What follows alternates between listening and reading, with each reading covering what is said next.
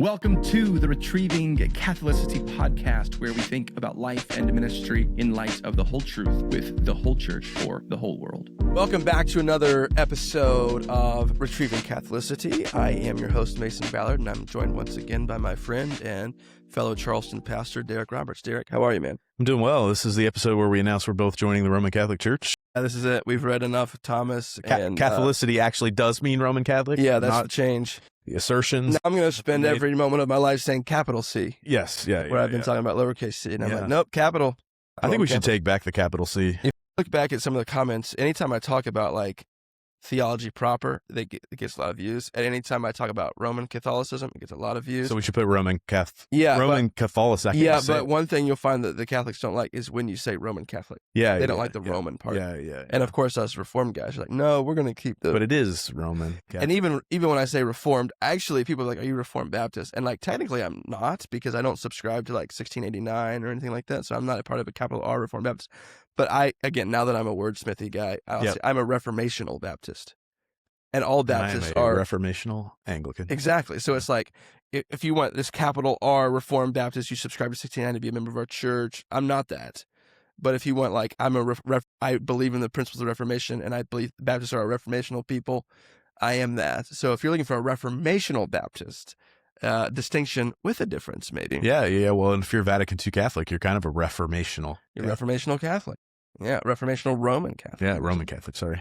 Derek and I pastor similar sized churches, and probably demographically relatively similar. Guess that's accurate, yeah. Yeah. I mean, more children than adults almost. Yeah, getting there. And I just wanted to have a conversation pastorally that we hope will help you watching about being a pastor to a lot of Christian young people and then like Christian young families. Yeah. About parenthood and marriage and our experience in just walking alongside of people in that season of life. This is not going to be, it'll be a theological conversation, as any conversation with us will be, but we're not here trying to give a full biblical defense of this is what a Christian parent does, this is what Christian marriage is like. We're just talking about what our experience is as we try to be Christians and husbands and fathers and leaders in Christ's church. I feel the weight of that. Even you talking about it. I know. Oh my God. Yeah. Gosh. Oh, I gotta do all these things. I'm doing what? Yeah, I'm all of those things. Kids everywhere. Yeah. Are there kids everywhere in your church? Yeah, we have it's probably a third of our church are under 10. Yeah. 10 and under. Yeah. Yeah, which is awesome. Yeah. Someone, I can't even remember who to attribute this quote to, but they said, when the church stops crying, it starts dying. And I think it's probably a pretty accurate thing. Yeah. They also pitch the truth, I guess, that you get pretty much 10 years below you and 10 years over you as the pastor. Yeah. The people who show up. Primary demographic. Yeah. And we are blessed to have a good number of kind of empty nester older folks. Yeah. Which are amazing because they have like free time. Yeah. And usually more money. They lead Bible studies and do all sorts of amazing things. They're just in a different that most of our young families are not able to do in this season. Yeah. But yeah, I would say that is a phenomenon that we have noticed God doing in our midst, and it's been super fun to watch. Yeah. We have as well. I think, too, some of like the beauty and challenge of pastoring lots of young families. In so doing, I hope maybe if you're watching this as a parent, I guess you could have 6-year-olds watching this podcast. Yeah, I'm sure. It could be like tens of 6-year-olds. Mrs. Rachel, Mrs. like the more Christian conservative version, maybe. I don't know. Yeah. But whatever pops up next after Mr. Yeah, good luck, saying the algorithm. How do we get in that algorithm? Yeah, imagine what it could be. I think, as always, I like to just kind of like introduce things with two sort of temptations, two poles.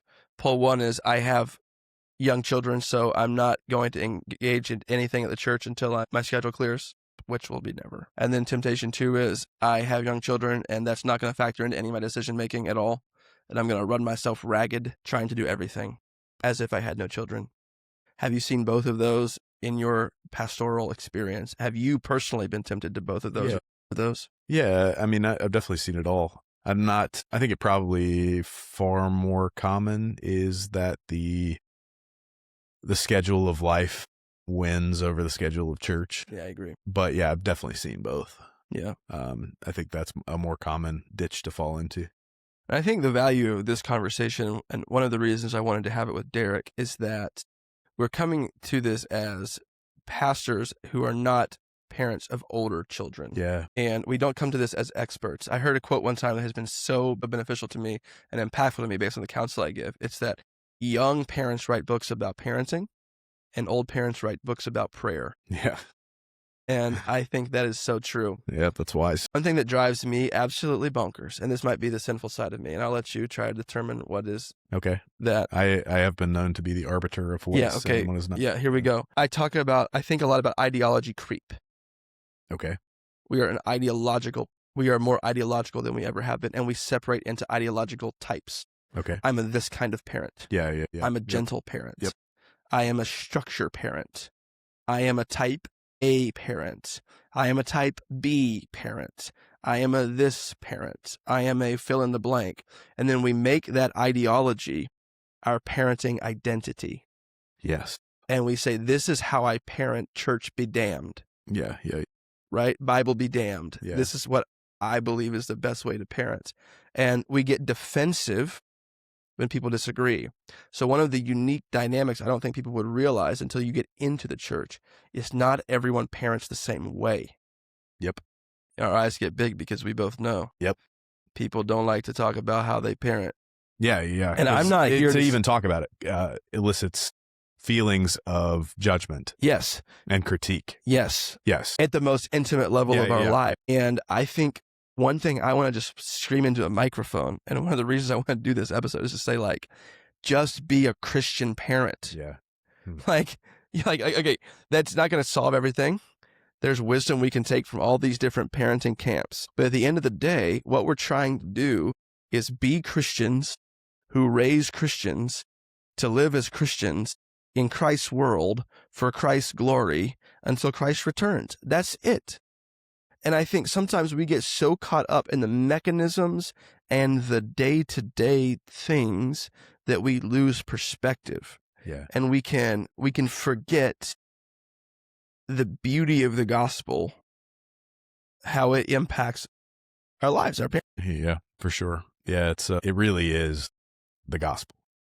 Like, and I think if I want to put myself into an ideological camp, I think that is the essence of parenting. Yeah. That you are trying to raise people who walk with Jesus. Yep. And I think probably the primary way that happens is through understanding relationship dynamics within the family. And so you could take that and obviously broaden it out and make it another conversation about church. But I think that in terms of raising children, if you don't help them understand grace and repentance and forgiveness, that one, they just won't be very good human beings. Yeah. I mean, that's the beauty of the Bible, is that the way that it instructs us to live instructs us into a better way of being human. Yeah. I mean, the Western world and all of the things that we take for granted around us all come from a Judeo-Christian worldview, loving your enemy, blessing those who persecute you. Yeah. Fundamentally make society to better. other people? Yeah. Yeah. It's a fundamentally different way of living than the whole entire rest of human history. Yeah. And I think, like, in terms of me identifying these temptations of, like, just not being a part of the church's rhythms and then defining your life by church activity. Yeah. I think ideology, how you view yourself as a parent, is going to be indicative of which of those routes you take. And what I think this season of my life as a pastor and as a parent is, like, take the serious things seriously, be humble in the other things, and try to enjoy Jesus in that process. Yeah. Because I don't have I don't have a 20-year-old to, like, say, hey, this is what my kid became. I got a hood rat 4-year-old, a hillbilly soon to be 2-year-old, and then a baby who's not yet been born, right? And our own personalities are going to determine how we parent. Our own ideas are going to determine how we parent and things like that. what I want to say as a pastor is like, let's agree together in the church on what is most important. Yeah. Like, what's the aim of a Christian parent? And I think that's what we're articulating right here. So if you're a parent listening to this or watching this, like, we just want to be a voice to say, we don't want to heap more guilt on you or more shame on you or more correctives on you. We just want to say, like, hey, be a Christian. Realize you don't control your child's life. I'm about to preach through Ecclesiastes. And so I haven't spent as much time with Ecclesiastes over the course of my life as many evangelicals haven't. And one of the things I'm struck with right now, just reading through Ecclesiastes, is like the uncontrollable nature of the world. Yeah. I think over and over the Kohelet, the preacher, is saying that, like, we don't control, like, a generation comes, generation goes, and we don't remember it. Like my great-great-grandparents, can you name them all? What did they look like? What did they, I mean, no more than 3 generations are alive usually about the same time. And then before that, it's who knows? And after that, who knows? And like, I think to understand our limitedness, to be like, man, while we're alive, basically, I think Kohelet is saying, do good, enjoy God, everything is a gift in this absurd life. And I think so much of our parenting discourse is like, do these things and this will happen. And that contradicts with the general, like, understanding that Christians have had of reality. Yeah. That we don't conjure up certain outcomes for our children. Yeah, and you don't have to be a parent very long to realize that just doesn't work. Yeah. The wonderful plans you have for your kids' lives are and you have to respond to your child. Yeah. Your child's needs are not necessarily my child's. At the basic level, they all are. Yeah. Okay, the gospel, love, being provided for, all these things. Like, those are needs for every child. But each kid, like, some people really need a lot of structure. Some people don't. Like, you have to figure out what your kid, you can't be blinded by your ideology filters, and then be present with that kid. Well, and it can't be all about the kid either. 100%. We're not raising little narcissists. No. And well, we are sometimes. Yeah, sometimes. Probably more so in this culture than at any point in human history prior to this point. But yeah, it's, I think that easily bleeds into this idea that I'm raising, like, looking at the vision of what I want this thing to be, and then trying to put all the pieces in place to get them there. And I'm not saying that's inherently wrong in any way, but this ain't the podcast for that. Yeah, you're probably going to then make decisions like your 5'3", 110-pound kid is going to spend all their time playing football because they're kind of good at it when they're 6, but like they're probably not going to go be an NFL player. Yeah. And so living your life like that's going to happen. Yeah. And spending all of your time and money and energy and effort into this outcome that you think might happen. Yeah. Is probably fruitless. Yeah. And even if they do become an NFL player, to gain the whole world and lose your soul is not a good. That's the part I always like to be like, well, if they do, then still. Yeah. Yeah. A good foundation in the gospel will only serve them. Let's talk about travel sports then, like being out for the weekend on sports. Are you sure? I'm sure. And the reason is because I want to be helpful, because here's what I think pastors do. We rant and rave and complain about it, and we don't help people think through it. Yep. So I want to think through it. So, like, in my opinion, and this might get me in trouble with some of the other pastors. So I'm going to get in trouble on multiple fronts here. So as you get mad at me, remember someone else is also getting mad at me. Remember to put it in the comments. Yeah, put it in the comments so that at least their views actually benefits. At least If you're going to be mad, do it in the comments. If you're going to be mad, do it in the comments where the video can reach more people, so that more people can be mad. I think pastors are too hard on families who do travel sports, ironically, because they rant and rave about them on Twitter, but they don't talk to them face to face. And I think there is no material difference, in my opinion, of being out Memorial Day weekend for a soccer tournament and being out Memorial Day weekend because you're at the lake house. Yeah, 100%. There is no material difference. So in other words, what I would say to kind of make pastors mad is, yes, I believe Sunday is the Lord's day. Yes, I believe we are commanded to not neglect the gathering of the saints. Yes, I believe you should prioritize the church. And we'll talk about these things as we go for the next 20 minutes. But I also believe in the liberty of the Christian life. And I believe wholly and fully that I always laugh about this. The World Cup is this summer. USA is probably not going to do very well, but we hope they do. So let's go USA. Let's just say Christian Pulisic scores a big goal and we go to the semifinals or something. And let's say we're in the semifinals and we somehow win that match. And Christian's giving a a testimony at the end of the game. I just want to thank my Lord and Savior, Jesus Christ. And Evan, we're going to cheer for that. We're going to cheer that he got to the biggest stage in the world. He got there by missing a lot of church, almost certainly. And it's not, I'm not in justifying the means. What I am saying is that we got to be careful being like, oh, look at like everyone there has sacrificed pretty much everything in their life. Now, I don't think that's necessary. And I think there are individuals who can show that you don't have to do that. Like, again, I'm not saying if you're going to do it, well, you just need to, because that's what your travel coaches are telling you. Yep. That's what, and as a basketball coach for 6 years, I know that's what people are telling you is you have to kill your family on the altar of their success to get there. And what I'm saying is that's not true. Yeah. Yeah. No, it's, I think about that every time I watch a golf tournament. Yeah. I'm like, these guys play on every Sunday. Yeah. Yep. I mean, it's not a decision I would make. I mean, I would make probably a different decision in life because of that. Yeah.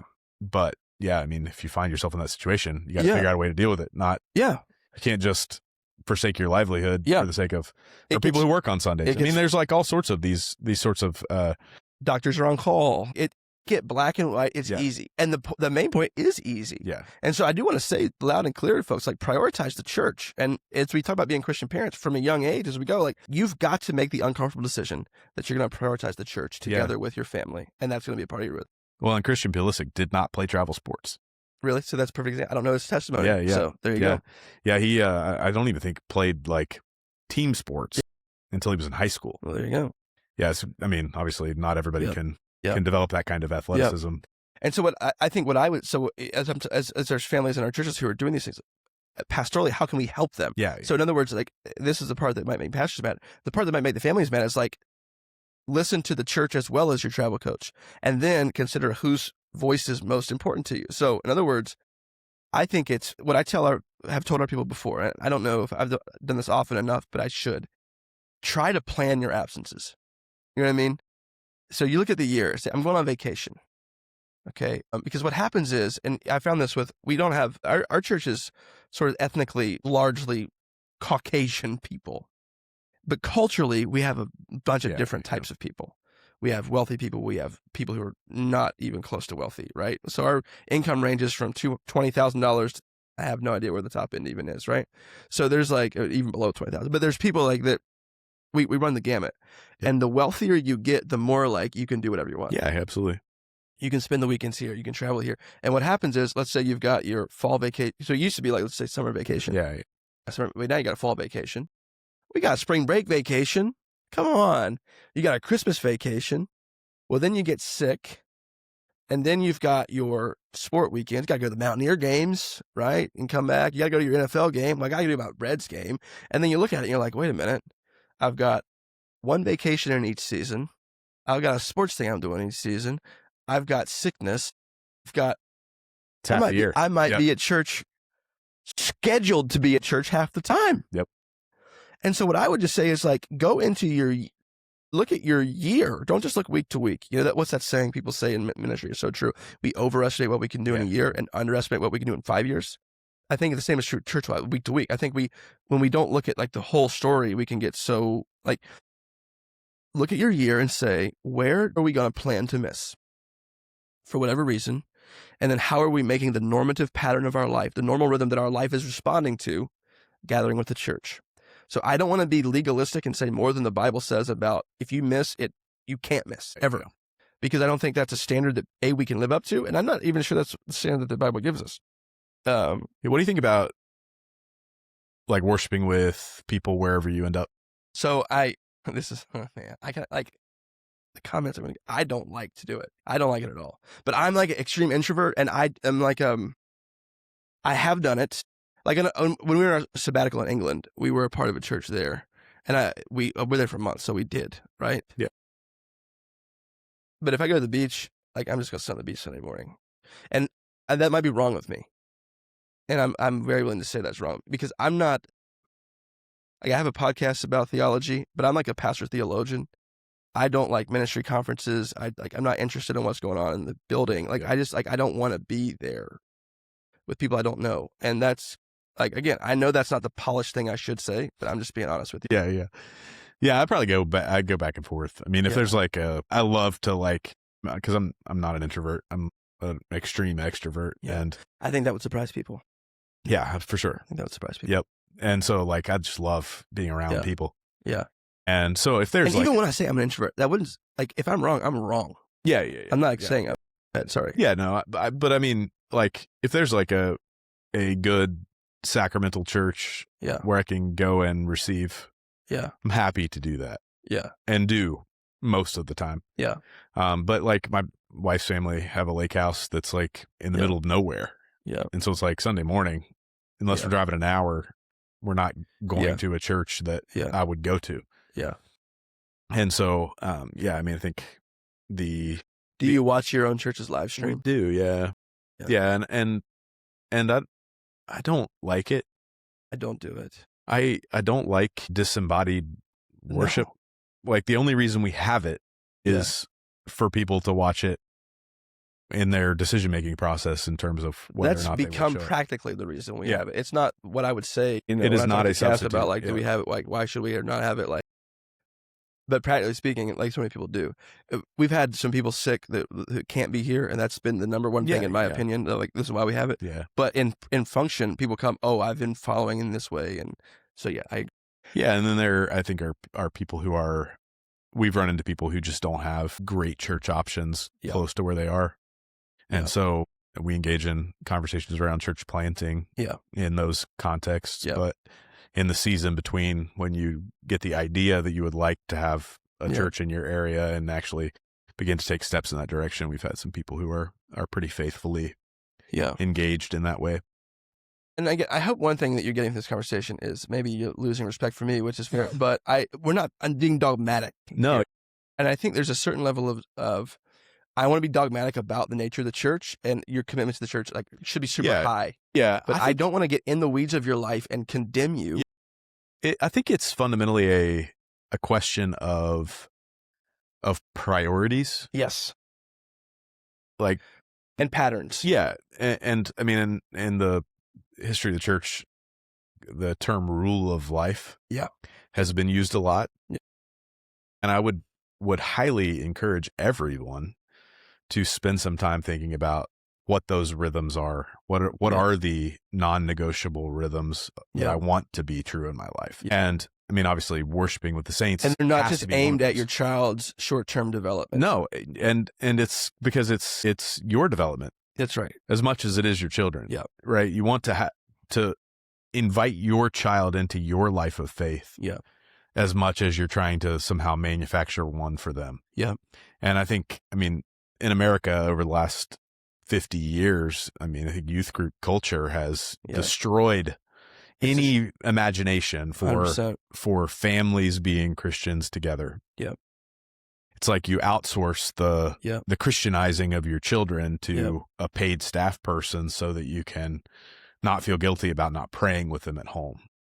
And so, that rule of life concept, I think, has been so critical for me, even though I am not even good at keeping my own rule of life. It's like I have a quarterly day away scheduled in there, and I think I've done it twice in 10 years. And so it's like, I'm not even good at maintaining my own, but I don't think that's the point. I think the point is that it makes you define your priorities and what are the essential things in terms of a day, in terms of weekly rhythms, in terms of monthly rhythms, and then you can at least know what your ideal is. Yeah. So is my ideal week church on Sunday? Mm-hmm. Like, that's a question you need to answer. You've got to answer. Right. And then you prioritize. You will prioritize it, and then you will work to make it happen. Yes. So normatively. Exactly. And that does not mean that when you go on vacation that you're damned to hell for not going to church. But you have 2 travel weekends a year, whatever. Yeah. We can talk about whether that's permissible or not. Yeah, those are good debates. Yeah. But that's not the conversation. I think that we want to have. Yeah. The important thing is this valuable in my life? Yeah. And then how much value is it? Yeah. And so if it rises above travel sports, then you make decisions accordingly. Yeah. But I think taking that hard look at our lives and saying, okay, well, what is actually the priority? Yep. And being honest about what our priorities actually are, and then our priorities, adjusting to what we want them to be. Our priorities are revealed. Yeah. They're revealed and then they're sort of chosen. Yeah, most of us are not. Most people are not strategically sitting down and thinking about the priorities of their family. Some people are, but most people are. And the people who are, I mean, it's not really probably who we're talking to necessarily. That's probably not our audience. Good work. Keep doing it. Keep being gospelly intentional and send us your podcast. We want to learn how to do it better. Yes, but I think the vast majority of people... You're trying to make sense of the chaos. Yeah, and I feel it all the time. I mean, that is my life. Yep. Is everybody constantly asking to do something all the time. Yeah. And my kids are not very wise. I mean, they're maybe wiser than the average child in some ways because we've done things. But they would still eat sugar for every meal. Yeah, absolutely. Yes, right. And so, like, letting them dictate their children, the schedule and the calendar of the family is a foolish choice. Yeah. Yeah. And so... And it's not loving. No. And because my kids would do 7 activities. I mean, they'd be like, yes, I want to do gymnastics. I want to do jiu-jitsu. I want to play soccer. I want to do all these things. And so it's up to me as the parent to say, well, here are our priorities. What can we do within this framework that will not exhaust your parents, will not exhaust you, and it will not detract from give you a different vision of what life is for, exactly. life is about. Yeah, so I think that feels to me like the essence of what it means to be a Christian parent, to not be passive in the allowing the world to dictate priorities, but being active in choosing them. There's 2 metaphors for like thinking about authority in our own life that both have different benefits. One's like a circle and one's like a list, right? Mm-hmm. And so the circles, you put Jesus at the center and everything revolves around him. And the beauty of that is that Jesus touches every part of our life. But the danger of that metaphor is that it doesn't clearly delineate, here's the priorities. And so that's why I think you still need to have a category as you think about authority for like, I am created by God, loved by God, known by God, and I say I am a follower of God, a worshiper of God in spirit and truth, a disciple of the Lord Jesus Christ. And so that is my fixed authority. That's I am a man under orders. And that I receive it, I don't create it. And I think so much of the Christian life is our culture says you create your life. Yep. And Christianity is you receive it as a gift. Again, Ecclesiastes, I'm preaching through, is this is all a gift from God. And so whatever your station in life, we don't think of our station in life as a gift anymore. We create it. We don't think of how many kids we have as a station in our life. We create it. We think about all these things as problems to overcome in pursuit of the life we're building, instead of saying the life we're building is a life that has been given to us by God that I'm embracing my station in. Yeah. I think Christians throughout history have thought of life as gift, and then we live in response to gift and worship, where Christians today think about God as means to the propagation of my own self-identity and multiplication of it through children who are expressing their true selves via expressive individualism. Yeah. And I think that is the undercurrent that undergirds so much of the ideological parenting that I'm bemoaning. Yeah, yep. Yeah, I think you're totally right. Like you think about, again, I since we want to get in trouble on all this, like gentle parenting, for example. Yeah. There are some people in our church who might be like more for it, some people who might be more against it. And what I would just say is just very simply this. Like, why do I have to choose a stance? And is if gentle and opposed to harsh? Of course. Yeah. But gentle and opposed to, like, there are things in my child that needs to be affirmed, but I hate how we talk about validation and affirmation language. Like, no, you are correcting your child. What's true, like, they need corrected, they need guided, and there's like, so in other words, like, and they would say, well, that's gentle parenting includes that. I don't care. I'm not going down any of these rabbit holes and reading all these sources and all these things because I want to just be faithful to the scriptures. I think we've made parenting a part of our identity. Absolutely. In a bizarre way. Yep. Yeah.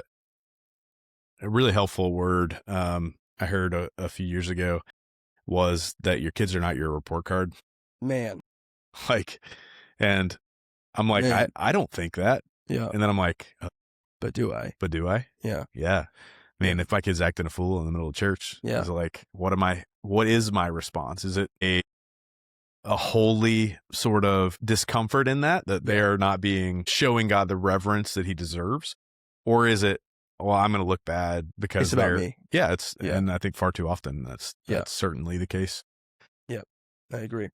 And I think when parenting becomes our personality, we lose ourselves when our children grow up. Yep. And I think marriages suffered from that. Marriages and mental health. Yeah, 100%. So I'm like, I'm adamant. People be like, what kind of, like, I'm adamantly against ideology creep in every area of life. And I want to be one voice in a sea of ideologies who says, be a Christian parent, take God more seriously than anything, and just enjoy being a parent. Yeah. Like, it sucks in some days, Yep. but it's the best thing I've ever experienced. Yeah. And I often, though, like, I think I have a cheat code in parenting, and it's Gary and Melissa Ballard. Yeah. Yeah. Like, the blessings of having good parents who didn't take too seriously being a parent, but at the same time took it incredibly seriously, is something that I just imbibed. And I don't know if I'm doing this right. Our bedtimes are all over the place. Okay. We are going to be at church every Sunday. With the occasion, if we go to the beach, we'll probably wake up at the beach, and I'm not going to watch the church live stream because it gives me anxiety. Should it? No. But does it? Yeah. Working on it. And I don't know how they're going to turn out. You can watch our live stream. I'll watch your live stream, yeah.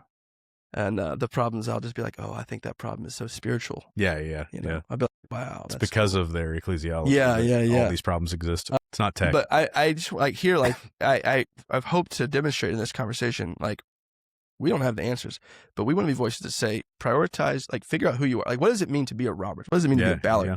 And I would say, I want it to mean we love the church and we love people. And we are all about making disciples and being faithful to the call and enjoying everything as a gift that God's given us. And so, like, I haven't formed that, but I do think, like, I'm not really the type to give family vision statement, but I think that family rule of life is, like, really helpful to say, what does it mean to be a Ballard? We're going to prioritize these things and do it. We're going to enjoy each other. I think sometimes ministry families can get caught up in the stuff and the showing up at the stuff and lose the heart of it. But sometimes if you don't show up at the stuff, then you do lose the heart of it. It's a dynamic process, man. There's no quick fixes and silver bullets. Yeah, no, I think the things that I have done well have been to prioritize my wife over the church. So any conflict, my wife wins. And I think made a really good decision in marrying the woman that I did. That it's the best. Not a lot of conflict there. Yeah. Because has the same values. And then the second thing is prioritizing my wife over my children. And I've told them that explicitly many times. Yep. They're like, do you love me? Yes, but I don't love you more than your mom. And we are on the same team, no matter how good or bad the decisions we make are, we're making them together. We're making them together. And so I think those two things in terms of that priorities conversation are incredibly important as a pastor, but I think probably also as a general if you're lay leader in the church. If you and your spouse are on the same page about the role of the church in your life, it's going to be a major challenge. Yeah. A major challenge. Yeah. So, I mean, maybe for anybody who's in the season of looking for a spouse, make that decision very carefully. Yeah. Marrying Holly Ballard is the best decision I've ever made outside of being a Christian. And I think for me, I think the things I've done like well in the last few years is like letting each of these seasons be what they are with young kids and not detaching from the life of the church. Yeah. And like enjoying them. I don't know if I'm doing a good job or not, but like our girls are goofy and I want them to be really goofy. Because one of my favorite professors at Southeastern, Dr. Quinn, shout out Dr. Quinn. Medicine woman? Yeah. That's a real throwback. Yeah, we missed half the audience. More than half the audience. I know. He barely kept me. Yeah. But barely kept me. Dr. Quinn, theologian, man. And he was quoting someone else. I don't know who it was, but he said, wonder is the work of a child. That they should just be free to have a childhood. And I want there to be space in their lives to wonder and really wonder at the glory of God, even though that sounds esoteric. How do you let a kid wonder at the glory of God? Yep. By enjoying the gifts as parents, like a Christian family. Yeah. And so we aren't good enough at all this stuff. Our devotion stuff is not great. I don't have a great structure to here's how we order our days. But the church is prioritized. We talk a lot about Jesus. And we just try to have fun. A 4-year-old and a 2-year-old. Yeah. Because life can be really hard at those young ages. And I don't know that I'm doing it right, but that's what I'm trying to do. Yeah. You're probably not. But yeah. But who was right? Who's to say? Yeah. Yeah. No, I think that's huge. Because you can get bogged down in all sorts of debates. I mean, homeschool for public school. That was one thing I wanted to bring up. Yeah. And I'm sure people in your church disagree about that. Oh, yeah. I mean, we are one of the few families in our church that public school their kids. And I don't know if that's the right choice. I mean, it's probably not the choice I would choose if I had other options. But it's the right choice for us in this season. Where you are, where you're living, Yeah, what's yeah. available, Yeah. And I mean, it's not a decision we like take lightly. That's one we are continually evaluating and could change course on. Yeah, absolutely. I'm not at the point where I'm prepared to say we are like die hard public school people. We're going to die on this hill. I think if I probably had another option that was better, probably go for it. Yeah. But I don't feel like that option exists necessarily at this point. Yeah. Also, like, I mean, we've got families in private Christian school. We have homeschool families. We've got all across the board. And really the only, I feel like the only dangerous thing in that place is to be dogmatically anything. Like, I love and respect all of our homeschool families and like wish I could do it. Yeah. And I think theoretically I could. I mean, I homeschooled, did a year of homeschool kindergarten with one of our kids. Nice.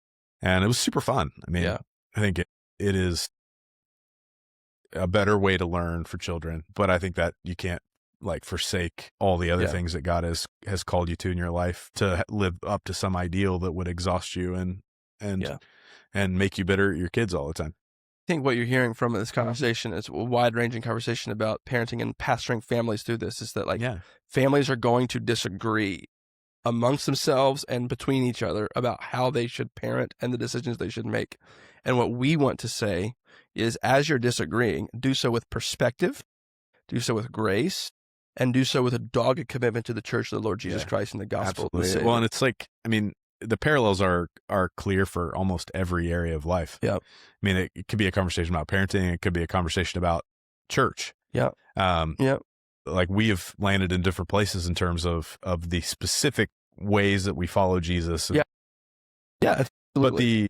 But fundamentally, the structure of how we got there is the same. A dogged pursuit to follow Jesus wherever he leads. And so that's, I think that probably, I mean, you can talk about any issue in that regard through that sort of lens, that if you have your priorities firmly established, then it becomes a framework to make decisions in a way that fits the structure of the family. And it's a framework that our culture doesn't give, that we are trying to say, here's the Bible. Like we can disagree on application, we can disagree on emphasis, and not only can we disagree on that, but like the needs of one child are going to be different than the needs of another child. Absolutely. Right? One kid might need this and one kid might need that. And I just want to say, as I'm pastoring families, like have the grace to say that together, but have the conviction to say, we're going to do it with the church. Yeah. We're going to prioritize the gospel. We're going to prioritize the church. And like, don't commit to leading a million things if you can't do it now. Yep. And like, but also as soon as you can get back to it, get back to it. Like, I think sometimes that people like will sacrifice their family on the altar of ministry, or they'll just disengage from ministry. Like, find a way to stay present on Sunday mornings. Find a way to prioritize your child's spiritual health, the health of the church, the growth of the church, the work of the church. Engage. Like, we have like a Awana on Wednesday nights, just good Bible time for our little elementary school age kids, and commit to it, and then figure out the rest. And so, that's what I want to hear. I do want to close. I think the school thing is, all I would add to that is your counsel's so determined on where you are, what's available, what season of life your kid's in, what your kids' needs are, that we can together say, we want to raise Christian children, we want to raise thoughtful children, et cetera, but we can do so differently. And so have the grace to do that, but have the humility to like change your mind. Yeah, absolutely. Like when things come up, like I want to be able to say like, this is all revisable, Yep. I do want to say a word about people who are dealing with infertility in churches like ours. And I want to say it's easy to leave a church with a lot of kids if you don't have kids and want kids. Yeah. And I just want to say, like, we want to be able to say, here's how many people are living, and that sex has this pleasure component and procreative component that's intrinsic to its nature. Yep. And that we don't want to like caveat that to death. We want to say that's part of the marital union. So we want to say that, but we also want to say at the same time that your marriage, your worth, your value is not contingent on your procreative power, and that you are loved by God, honored by God. And I think that different people experience that so differently. Some people are extraordinarily grieved by it. Some people are not. So you want to, in an age where children are seen as a problem, you want to show that they're not. Yeah. In an age where people don't want to have kids because their careers or some malarkey, you want to say that's a bad reason not to have kids. But you want to say that just as loudly as you're saying to the people who want to have kids but can't. You are valuable to the church. You're valuable to the kingdom of God, and we want to help you better. Yeah. No, I think in the sort of scientific world we live in, the temptation is to control. Yeah, that's right. Even procreation, the gift of life that comes directly from God. Yep. And so we want to say, well, I want to have this many children. I am the captain of my fate. Yeah. I am the master. But the reality is that's not true. No. Right? It's not true. So it's like, embrace the gift that God has given, not in children, but in other areas. There are joys in every season, and hard things in every season. It's like parenting comes with challenges. It also comes with blessings.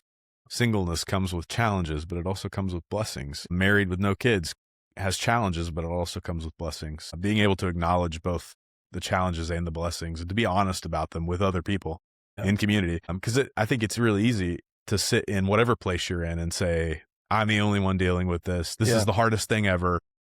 Especially when you just see kids all around you, or you see couples all around you, or you see whatever all around you, and then the danger there is that bitterness can creep in, and that's well, and I mean, you can connect that with pastoring too. It's like it's really easy if you don't talk to people to say, well, if our church was just this size, then all of our problems would go away.